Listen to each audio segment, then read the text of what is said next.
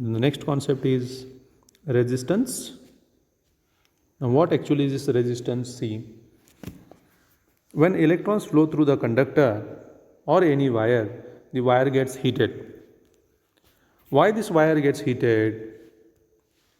So that heating effect is produced in a wire or any conductor because of this resistance. Now, what is a resistance?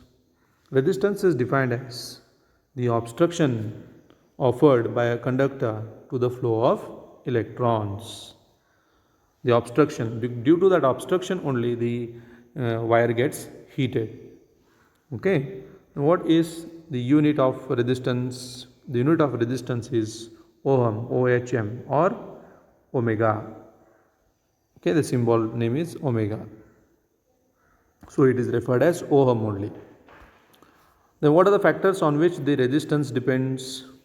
There are 4 factors on which resistance depends. The first one is length. So resistance depends on length. So how it is depending on length? Resistance is directly proportional to length.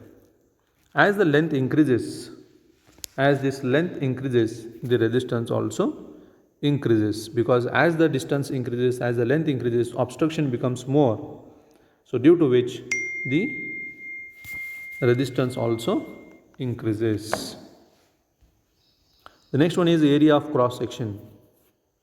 Now what is this area of cross section? It is the area where the electrons will flow. Suppose if we take a conductor or a wire which is cylindrical in shape, then the area of cross section will be circle. The end points of the cylinders, that is area of cross section is circle. So how this resistance depends on area of cross section? So resistance is inversely proportional to area of cross section. As the area increases, as the area of cross section increases, that area circle area increases, then resistance will decrease. Yes or no? Electrons can easily pass because there is less obstruction.